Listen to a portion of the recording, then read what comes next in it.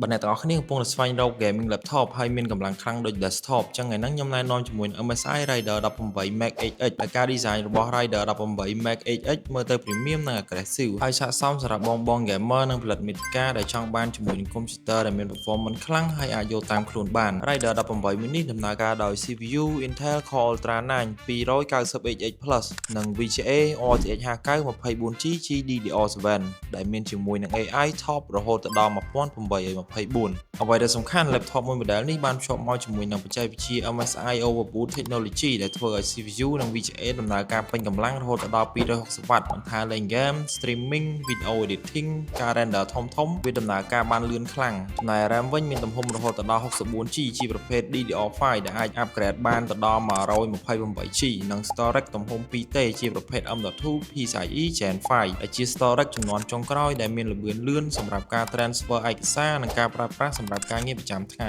ហើយអេក្រង់វិញមកជាមួយនឹងអេក្រង់ធំ 18 អ៊ីងកម្រិត 4K ជាប្រភេទ mini LED 120Hz និង 100% DCI P3 កម្រិតពន្លឺ 1000 nit ដែលអាចបញ្ចេញពណ៌ច្បាស់ស្រស់ស្អាត contrast ខ្លាំងនិងត្រឹមត្រូវដែលងាយស្រួលសម្រាប់ការកែពណ៌និងការប្រើប្រាស់ការងារប្រចាំថ្ងៃ keyboard វាធំទូលាយខ្លាំងជាមួយនឹងភ្លើង RGB per key ដែលអាចឲ្យយើង customize ពណ៌បានតាមចិត្តហើយមានជាមួយនឹង matrix light bar ដែលធ្វើឲ្យ laptop មួយគ្រឿងនេះមានភ្លើង RGB ស្រស់ស្អាតមែនទែនអញ្ចឹងបើអ្នកទាំងអស់គ្នាចាប់អារម្មណ៍ជាមួយនឹង Rider 18 mini អ្នកទាំងអស់គ្នាអាចមករកបាននៅ Top Tech Computer ហើយបើសិនជាចង់បានតម្លៃធូរជាងហ្នឹងក៏យើងមាន spec ផ្សេងដូចជា Rider 18ដែលមានជាមួយនឹង graphic card RTX 57 Ti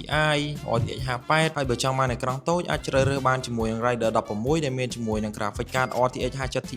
RTX 58ដូចគ្នាអញ្ចឹងអ្នកទាំងអស់គ្នាអាចជ្រើសរើសបានទៅតាមតម្រូវការរបស់អ្នកទាំងអស់គ្នាហើយបើសិនជាអ្នកទាំងអស់គ្នាកំពុងតែមានតម្រូវការជាមួយនឹង computer ដែលមានគុណភាពល្អតម្លៃពិសេសទំនុកចិត្តខ្ពស់ឬក៏អ្នកទាំងអស់គ្នាកំពុងតែមានបញ្ហា computer ចង់ដំឡើងកម្មវិធីបញ្ចូល game កុំភ្លេចអញ្ជើញមកកាន់ Top Tech Computer ឬក៏ទំនាក់ទំនងមកកាន់យើងខ្ញុំតាមរយៈលេខទូរស័ព្ទ Facebook Page និង Telegram ដែលមាននៅលើវីដេអូនេះស្រាប់សូមអរគុណនិងសូមជម្រាបលា